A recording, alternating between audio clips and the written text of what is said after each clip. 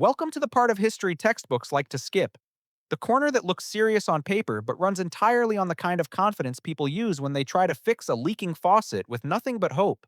This is where major decisions were made with the enthusiasm of someone who just downed a full cup of coffee but did not, in fact, read the instructions. And if you've ever felt a little foolish yourself, don't worry. By the end of this segment, you might feel qualified to teach life skills to an entire army. Opening the list is a man who wanted nothing more than a quiet life, but the war treated his home like its favorite meeting room. 1. Wilmer McLean was the kind of man who valued peace so much that the sound of a neighbor mowing the lawn was enough to make him sigh. He wasn't a soldier, wasn't a general, and was absolutely not prepared for artillery. Yet in 1861, the First Battle of Bull Run chose his farm as its stage. Cannons roared like a rehearsal for 4th of July fireworks, soldiers scattered like airport passengers discovering their gate just changed, and one cannonball even blasted straight through his fireplace as if testing the durability of his brickwork. Wilmer then made the most reasonable decision in the entire Civil War. He moved. He took his family to Appomattox, a town so quiet you could practically hear leaves landing on the ground. He believed the war wouldn't waste its time chasing him to a place that remote. But history loves proving that pretty hopes rarely survive reality. 4 years later, when Generals Lee and Grant needed a dignified place to end the war, they didn't pick a camp or a government building. They chose Wilmer McLean's brand new living room. He ran to escape the war. The war followed him to sign his resignation papers on his dining table. Some people leave a legacy through the victory. Wilmer did it through real estate. 2. Gettysburg started because of shoes. If you think one of the most important battles in American history began with brilliant strategy or some intricate master plan, I'm sorry to report that history does not operate with Hollywood-level elegance. The truth is closer to you walking into a convenience store for a bag of chips and somehow triggering a traffic jam across the whole neighborhood. In the summer of 1863, a Confederate unit heard a rumor that the town of Gettysburg had a whole stockpile of brand new shoes. Soldiers back then marched so much their soles wore out faster than a smartphone battery. So when they heard there were shoes, they headed out with the same energy as shoppers spotting a 70% off sign. The problem? They weren't the only ones who thought visiting Gettysburg that day was a great idea. Just as they wandered into town on their little shoe hunting adventure, they ran right into Union cavalry. The two groups stared at each other like two people reaching for the last limited edition sneaker, and neither side planned to back down. The only difference was, instead of arguing, they opened fire. What started as a simple quest for footwear escalated into a 3-day battle so brutal it shifted the entire course of the war. Thousands were pulled into the chaos because of a rumor about shoes, and a quiet little town found itself dragged into history in the least glamorous way possible. People say every road leads to destiny. Gettysburg proves that sometimes that road just leads you straight to a shoe store. 3. The pig war is the perfect proof that sometimes war doesn't come from grand ideals. It comes from a pig with terrible boundaries. The story starts in 1859 on San Juan Island, where both the United States and Britain claimed ownership. Tension was strung tight as a violin string, but both sides were still polite enough not to start shooting. Everything stayed peaceful enough until one pig decided to wander into an American farmer's potato garden and eat it clean like it was competing in an all-you-can-eat challenge. The farmer snapped, pulled out a gun, and shot the pig on the spot. Small incident? Sure.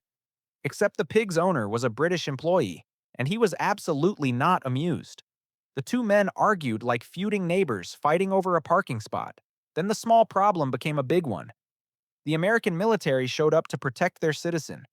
The British military showed up for the same reason. Within weeks, two empires were lined up, aiming cannons at each other because one pig did not understand private property. The commanders on both sides were nearly ready to fire when, luckily, their superiors heard the reason behind the conflict and asked the only logical question: are we about to go to war over a pig? That single sentence was enough for everyone to realize they were sitting on a powder keg created by one animal's snack time.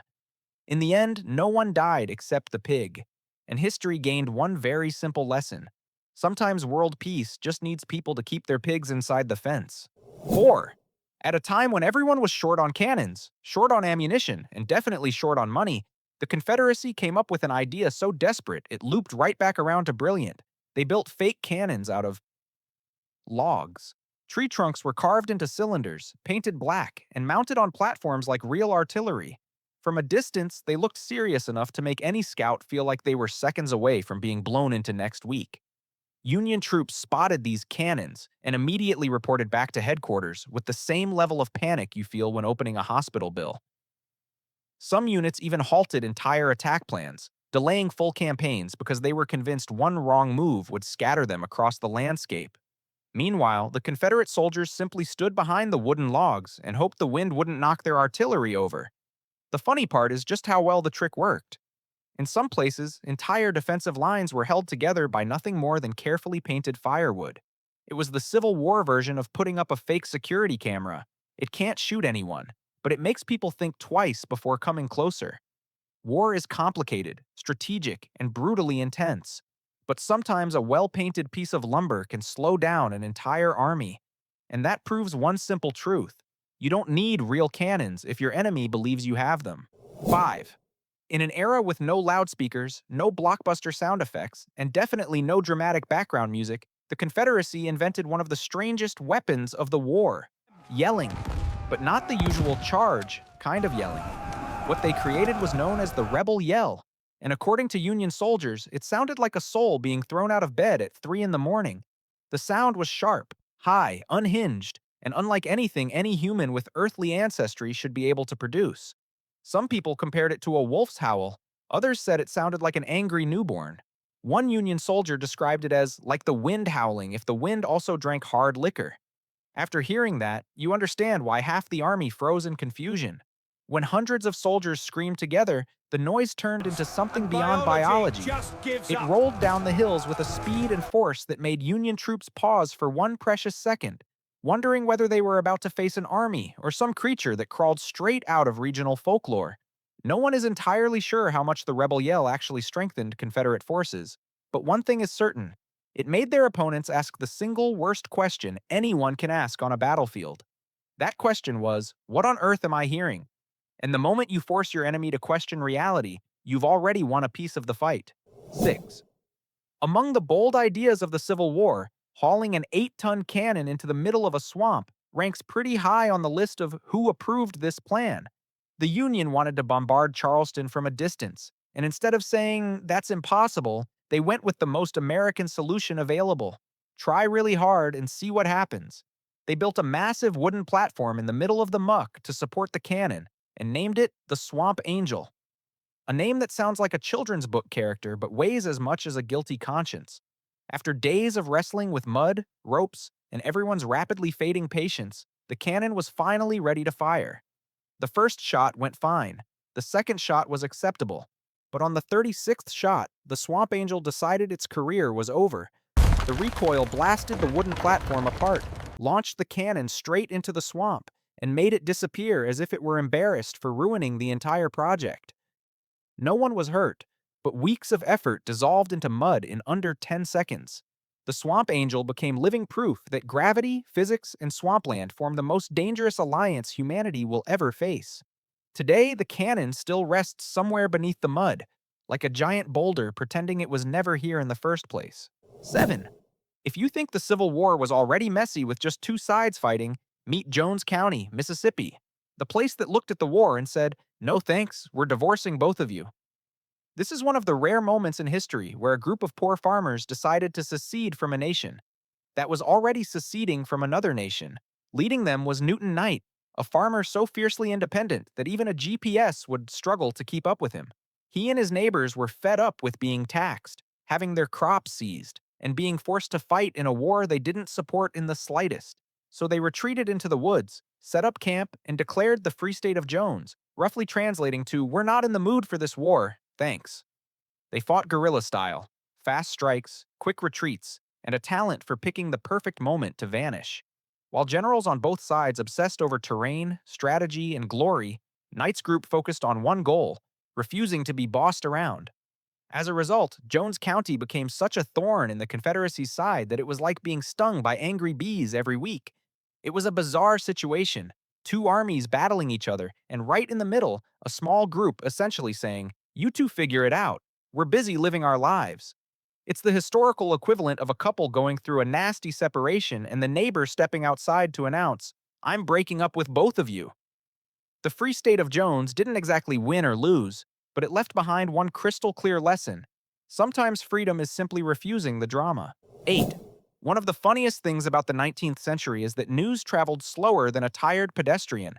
And that's how America ended up with a full battle more than a month after the war had officially ended. Yes, both sides had signed the papers, shaken hands, gone home, and meanwhile in Texas, soldiers were still loading their rifles like nothing had happened. On May 13th, 1865, at Palmito Ranch, a group of Confederate and Union troops clashed in a completely unnecessary fight. No one was at fault. They simply hadn't heard the news. Information moved so slowly back then that it might as well have been delivered by a determined but slightly confused turtle. If Twitter had existed, this whole thing would have been settled in 7 seconds. But no, instead they fought because no one could shout fast enough that the party was over. The funniest part? The Confederates won this battle. Imagine celebrating your victory and then somebody walks up and says, the war ended last month. A glorious triumph with absolutely zero meaning. Like winning first place in a competition that was canceled yesterday. No one at Palmito Ranch knew they were risking their lives in a war that no longer existed. All they knew was the heat, the dust, and the fact that the other side was still shooting. Only after it ended did they realize they'd just completed the most heavily delayed battle in American history. This final skirmish leaves a simple lesson. Getting timely updates can save lives. Otherwise, you might end up starring in a sequel nobody asked for. 9. In an age with no internet, no push notifications, and no one yelling, "check your inbox," the Confederacy had a ship called the CSS Shenandoah. It became the only vessel in the Civil War to accidentally turn into a world-traveling warrior simply because no one told them the war was over. The Shenandoah's mission was to destroy Union whaling ships, so it sailed all the way to the Arctic, a place cold enough to make every life decision you've ever made feel questionable. While the rest of America was clapping, celebrating, and moving on with their lives, the Shenandoah's crew kept attacking whaling ships like they were trying to meet their quarterly targets. On June 22nd, 1865, they fired the final shot of the Civil War, completely unaware that the conflict had ended nearly 2 months earlier. All they knew was the cold, the ice, and the simple fact that no one in the Arctic had enough free time to shout, "Hey, stop shooting, the war's done." Eventually, they ran into a British ship and heard the shocking news. And yes, shocking is the right word, because if you've spent months risking your life in the Arctic for a war that no longer exists, you'd be shocked too. The Shenandoah immediately turned around and headed for Liverpool to surrender, completing the only round-the-world voyage ever made by a warship, whose country had already stopped existing. This story proves one truth. When the news arrives late, you can become the most enthusiastic participant in an event that ended ages ago. 10. If you think every battle in the Civil War was driven by serious strategy and long-bearded generals calculating every inch of terrain, this story will make you reconsider, because there was a night when the Confederacy was defeated by itself, thanks to a special strike force made entirely of very loud, very uncooperative mules. One night, a Confederate unit ambushed a Union supply convoy. Everything went according to plan until they accidentally fired into an area holding hundreds of mules. Now, picture the sound of creatures jolted awake at midnight with zero warning. They started braying, kicking, screaming, and charging straight toward the Confederate camp like a caffeinated freight train with hooves. In the darkness, Southern soldiers heard pounding hooves, shrill brays, and the ground trembling beneath them. They couldn't see a thing. They only knew something massive and extremely upset was coming right at them. And in that moment, human imagination became the deadliest enemy on the field. They thought it was Union cavalry, or demons, or possibly both, working together. So the Confederate unit panicked and fled from their own ambush, only to learn later that the enemy force they were running from was nothing more than a herd of mules with a strong sense of retaliation. This battle proves a simple truth. You don't need big guns to inspire terror. Sometimes all it takes is loud braying and a group of people whose imagination works a little too well. 11. In a war where both sides were constantly shooting at each other for every reason imaginable, it's almost hilarious that a temporary peace showed up thanks to coffee and tobacco. In areas where the two lines were separated only by a narrow river, soldiers spent all day staring at one another and quickly realized that fighting was exhausting. But trading was a lot more fun. The Union always had good coffee. The Confederacy had excellent tobacco. And when those two things existed within the same zip code, war suddenly felt less urgent. So they began floating little improvised boats made from wood, branches, even empty ammo boxes. One side placed coffee on the board, the other added tobacco. The boats drifted across the river like a miniature trade route operating during war's lunch break.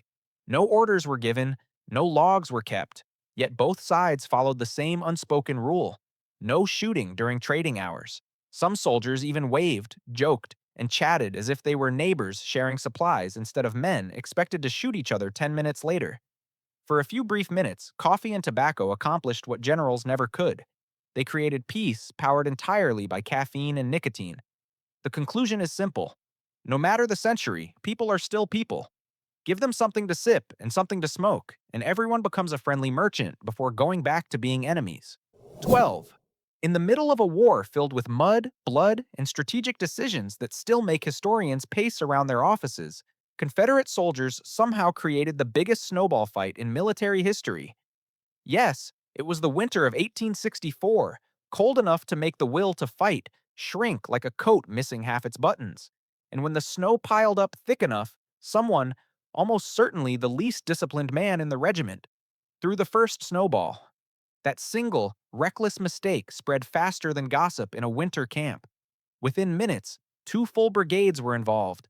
Soldiers throwing, ducking, and even using blankets as shields like they were cosplaying fabric-clad warriors. No one gave the command to attack, yet everyone fought as if this were Gettysburg. Frozen edition. Officers tried to maintain order, but they, too, were dragged into the chaos once the men realized this was a rare moment where they could pelt their superior officer without getting court-martialed. Full tactics were deployed: flank maneuvers, surprise forest raids, and even units using blankets to capture prisoners. No one died, of course, but casualties were plentiful. Broken noses, black eyes, swollen foreheads, and one poor soldier taken out by a snowball the size of a melon. Packed by someone with a truly competitive spirit. The battle ended only when no one could feel their fingers anymore. And it left behind one simple truth. Even in the middle of America's biggest war, if the snow is deep enough, grown men will instantly revert to age 12. 13. If you want to know the one enemy Civil War soldiers feared more than bullets, you'll find it right in their rations. Hardtack. A cracker that insults the very idea of food, yet calling it a construction material feels unfair to bricks. Hardtack was just flour and water baked until it reached a level of hardness normally reserved for doorstops or anti-theft devices. Union soldiers received crates of the stuff, opening them like Pandora's box, but for cuisine. Some pieces were so tough that they had to soak them in coffee for half an hour just to make a dent. And if you think coffee would soften it, absolutely not. The only thing that softens is the eater's will to live. A few soldiers smacked hardtack against rocks to test its durability. The rock lost. Worse, hardtack often came with bonus protein, cheerful little weevils living inside. Many soldiers joked that this was the government's way of ensuring they got enough meat. Others said, if the biscuit isn't crawling across the plate, it's too old to eat. Still, hardtack showed up at every meal because it was cheap, nearly indestructible, and apparently immortal. You could pack it in your bag this month and eat it next year, or use it as ammo in a food fight. Some units even signed their names on pieces to keep as souvenirs, since hardtack lasted longer than love letters. Hardtack didn't make soldiers stronger, faster, or happier, but it did give them one essential thing: a perfectly valid reason to complain every single day. 14. When real coffee started running out, Union soldiers panicked the same way modern Americans do when Starbucks suddenly closes, and in their desperation, the Army came up with a solution that was equal parts creative and an insult to the human tongue: making coffee out of weeds, specifically dandelion roots. Yes, the same plant you rip out of your yard for ruining the lawn became the drink that kept morale barely alive. The recipe was terrifyingly simple. Dig up the roots, rinse them so they're not completely covered in dirt, roast until the edges burn, grind them, brew hot. The result? A brown liquid that smelled like scorched grass and tasted like the earth itself had opinions.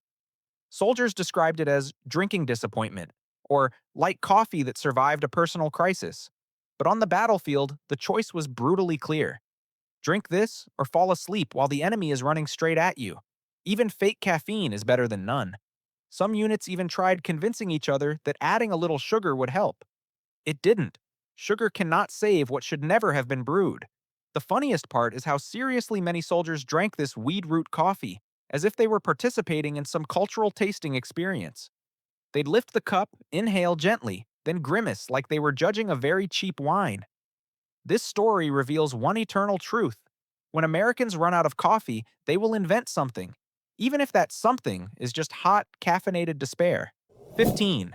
The 19th century was a time when medicine was still fumbling around in the dark, looking for a light switch, so it's no surprise that soldiers on both sides believed night air causes illness. What is surprising is their solution: sealing their tents shut, plugging every gap, and basically steaming themselves like very sweaty dim sum. They were convinced the farther they stayed from the night breeze, the healthier they'd be. This logic sounds less like medical advice and more like something your uncle mutters when he's guessing out loud. The problem? Southern nights were hot enough that simply standing still made you sweat like someone avoiding debt collectors. Soldiers weren't allowed to open the tent flaps, crack the roof, or let a single breath of toxic air in. So they slept in tiny, airtight boxes, miniature coffins of humid misery, where the temperature inside could boil the will to live. And in that suffocating environment, the only thing multiplying faster than discomfort was bacteria. They thought they were preventing sickness, but in reality, they were hosting a festival for every disease that loves a good party: diarrhea, malaria, dysentery. It was the military version of treating baldness by wearing a hat that's way too tight. Not only useless, but guaranteed to create new problems. The result? Entire units waking up exhausted, smelly, and feeling like they'd spent the night inside a giant steam pot. But they still believed they were protecting their health, proving that in war, the biggest enemy isn't always the other side. Sometimes it's your own wonderfully misguided logic. 16. If you've ever complained that your school backpack was too heavy, try imagining the standard Civil War knapsack, clearly designed by someone who had never worn it for more than 5 minutes. Inside was everything the Army thought soldiers needed, except the things soldiers would actually use. It held a full dress coat, because fashion is essential in war, pristine white gloves like you'd wear at a fancy restaurant, a button polishing kit, and a long list of items so unnecessary you'd start wondering whether they were going to battle or attending a military gala. When it came time to march, soldiers opened their packs and realized they were carrying an entire traveling fashion showroom on their backs. And as they trudged down those blazing dirt roads, the one thing they most wanted to drop was that guilt-heavy monster of a knapsack. Many quietly tossed the "nobody needs this" items along the way: button polishers, parade gloves, even their dress coats. For them, traveling light mattered far more than traveling properly. But then came inspection day, when officers expected to see every item listed in the regulations. So soldiers borrowed gear, hid gear, or accidentally sat on things until they broke. Anything to avoid hauling that useless pile of accessories again. In the end, the Civil War knapsack became the perfect symbol of military bureaucracy: complete, orderly, burdensome, and completely unhelpful to the actual mission. Soldiers carried it without understanding why, as if someone had decided, if we can't make war easier, we can at least make it heavier. 17. Among all the bizarre moments of the Civil War, few are as ridiculous and oddly heartwarming as the time a dog was treated as a legitimate prisoner of war. It happened at Gettysburg, when Union soldiers found a lost dog, the beloved mascot of a Confederate unit. Instead of simply patting its head and feeding it, they did what the military does best: turn a perfectly normal situation into official paperwork. The dog was immediately documented as a captured enemy participant. They fed him, kept him warm, and here's the best part, noted in their report that they had secured a Confederate member of high morale value. If you've ever thought military bureaucracy could get strange, this is its masterpiece. When the news reached the Confederates, they didn't laugh. They formally requested the return of their prisoner, using entirely serious language. And after several rounds of negotiation, both sides actually agreed to a prisoner exchange. One dog in return for one Union soldier. No one called it absurd. No one objected. Everyone signed the documents as if they were exchanging artillery, not a confused canine. That moment revealed a simple truth. In the middle of mud, gunfire, and chaos, two armies could still find common ground when a four-legged comrade got involved. On that day, the US military proved something humanity has always known. Dogs aren't just man's best friend. They're also the most respectfully treated prisoners in the history of war. 18. Of all the things that can distract an army, artillery, cavalry, or a commander yelling the wrong order, nothing destroys discipline faster than the smell of frying bacon.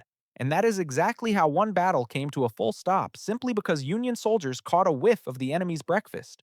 In the middle of a chaotic cavalry skirmish, Union troops accidentally overran the Confederates' field kitchen. Instead of bullets flying, they found bacon sizzling in pans, coffee steaming, and fresh biscuits still warm as if they'd just stepped out of heaven's oven. For men who'd been eating hardtack for months, this wasn't a battlefield. It was divine intervention. So they stopped fighting. Completely. Several soldiers jumped off their horses, sprinted straight into the Confederate kitchen, and began grabbing breakfast like starving college students after finals week. Officers shouted for them to get back in formation, but when bacon is involved, every command becomes background noise. For a few unforgettable and deeply embarrassing minutes, the battlefield turned into an accidental buffet. Soldiers wrestled over biscuits, someone sprinted away with a frying pan, and a few tried to pour coffee while still shaking from adrenaline. Both sides were exhausted, but the Confederates felt a special kind of defeat, being beaten with their own kitchen. That battle taught one simple truth: never let the enemy smell your bacon if you want to keep the line intact. In war, guns are powerful, but the scent of frying bacon is absolutely unstoppable. 19. Even while the nation was tearing itself apart in the Civil War, Americans clung to one unbreakable tradition. Elections must happen on schedule, even if you're lying in a trench with artillery exploding behind you like the world's worst fireworks show. In 1864, the Army had to improvise and turn the front lines into a kind of mobile voting booth, where mud replaced carpets and gunfire served as background music. States hurried to pass laws allowing soldiers to vote from afar. The result was voting sessions held right inside trenches, on wooden crates, or behind dirt mounds just tall enough to keep snipers from redesigning your haircut. In many places, officers carried ballot boxes the way a delivery driver carries a takeout order. They walked along the line, opened the box, checked names, verified lists, all while soldiers signed their ballots and kept one eye scanning the horizon for incoming fire. Some units voted immediately after finishing a battle, clothes torn, faces blackened with soot, hands shaking from cold and hunger. But still marking ballots with absolute seriousness, sometimes with a pen, sometimes with a piece of charcoal, because no pen survives a good firefight.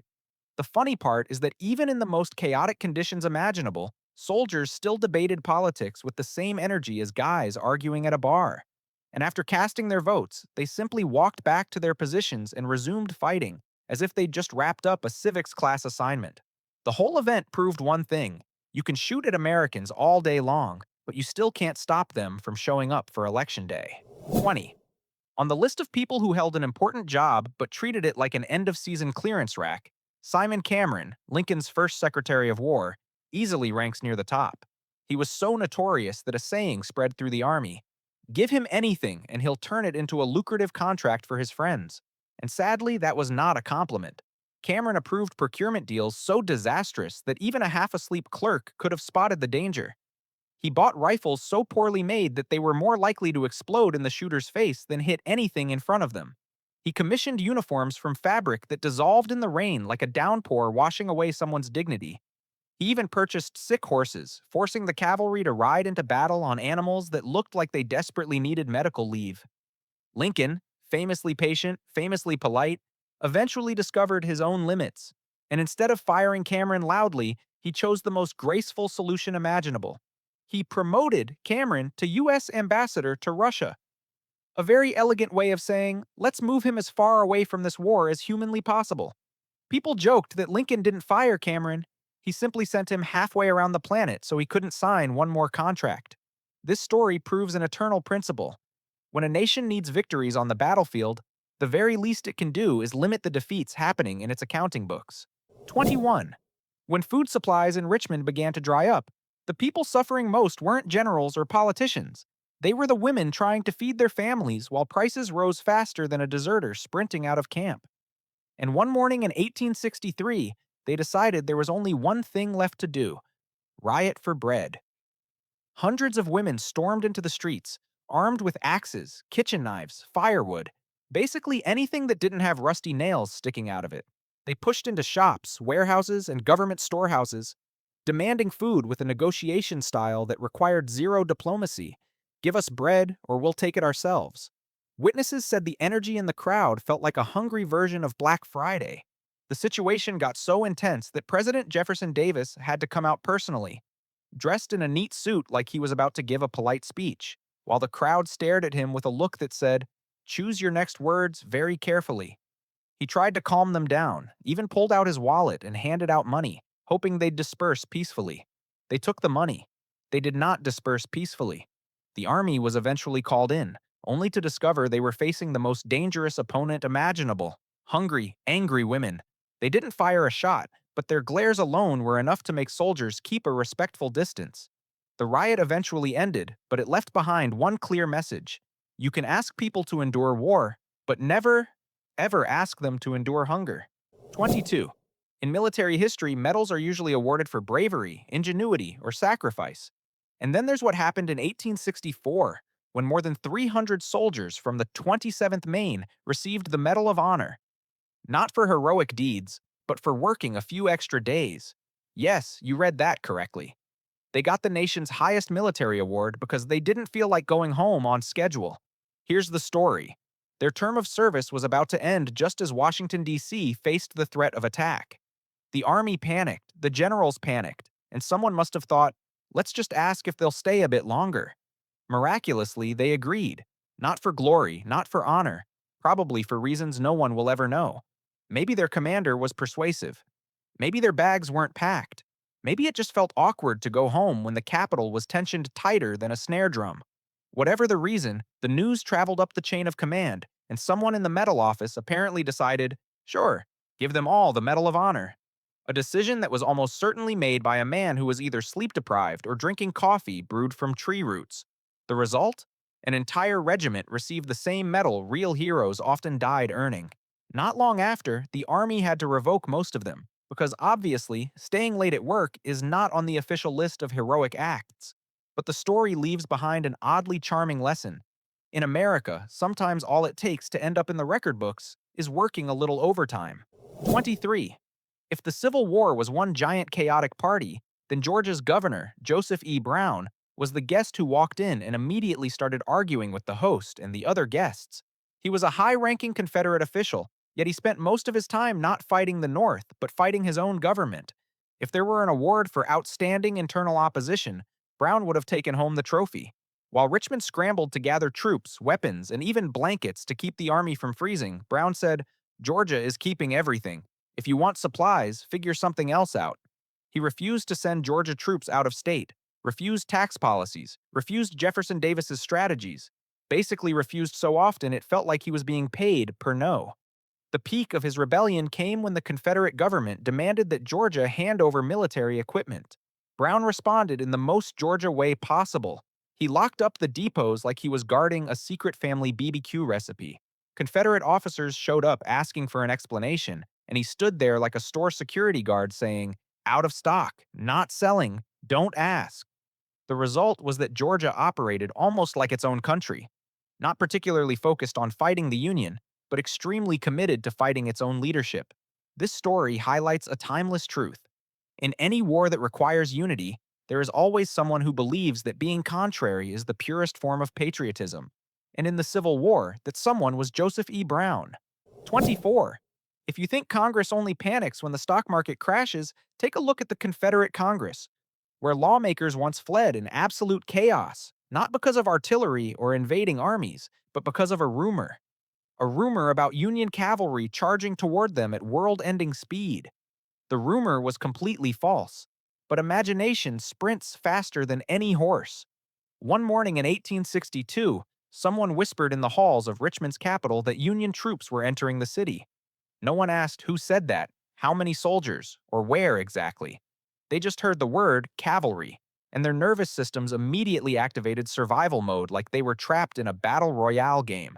Within minutes, senators, clerks, staffers, everyone stampeded onto trains leaving the city, scrambling for seats like they were buying last-minute concert tickets. The funniest part? The train carrying all these panicked officials eventually stopped because there was no threat. No cavalry. No gunfire. Not even a suspicious shadow, just awkward silence and a slow-burning embarrassment spreading through the passenger car. Confederate generals later had to reassure them, "No one is attacking. Please return to work." A statement with the same energy as telling office staff to get back to the meeting after a false fire alarm. That day, the Confederate Congress produced no strategy, no policy, no historic legislation. Only one tiny lesson. Sometimes the most dangerous enemy isn't Union cavalry, but a rumor that outruns common sense. 25. While most towns are lucky if they only swap mayors every few years, Romney, in what is now West Virginia, changed military owners 56 times during the Civil War. Yes, 56. Enough that locals probably kept two sets of flags hanging by the door. One Union, one Confederate, so they could wake up each morning and display the correct one. Every time an army marched in, they claimed the town with the confidence of someone walking into a house and forgetting it's not actually theirs.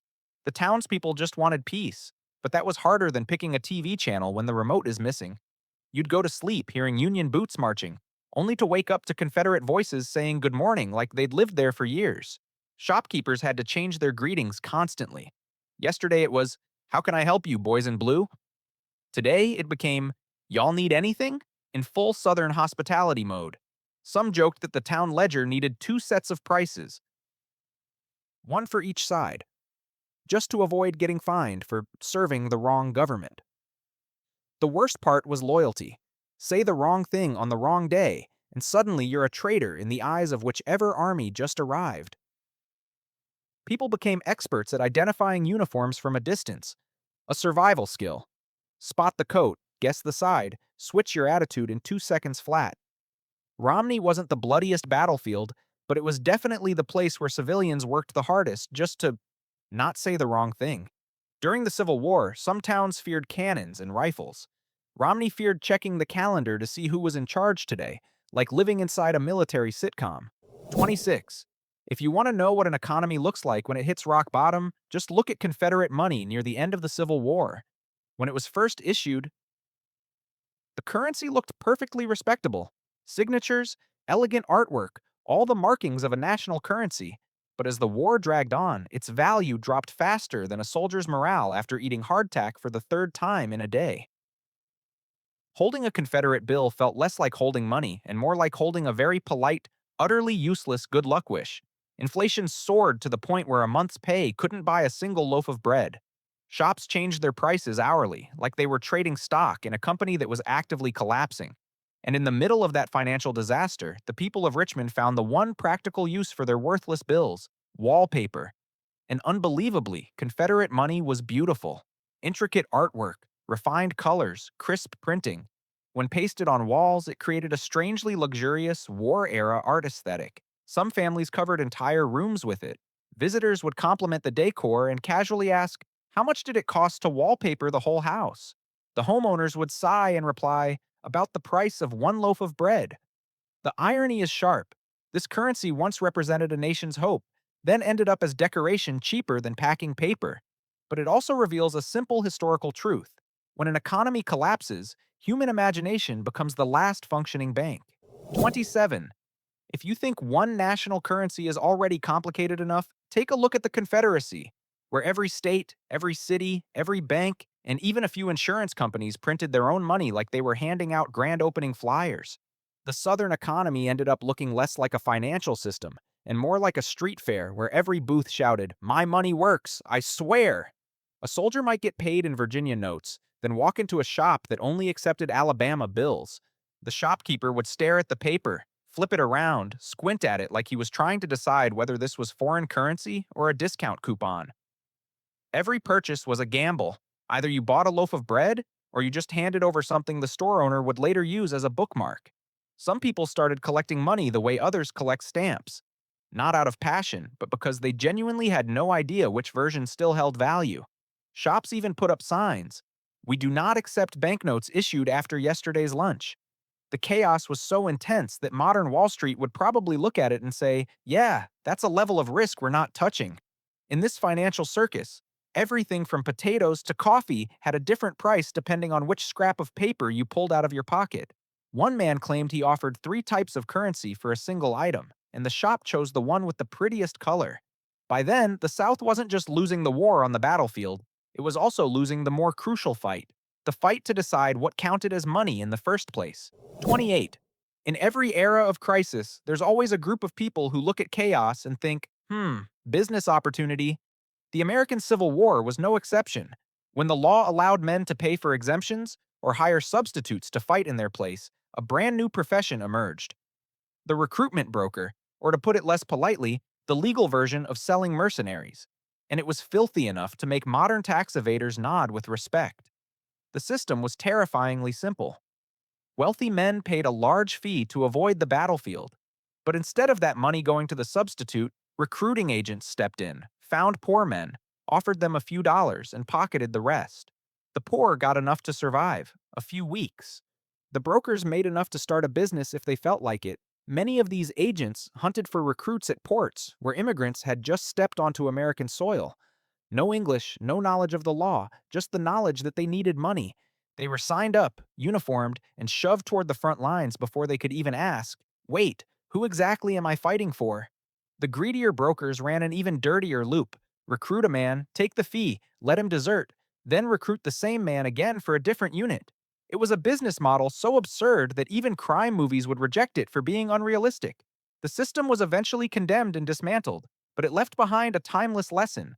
Whenever war and money share the same room, someone will find a way to turn another person's desperation into profit.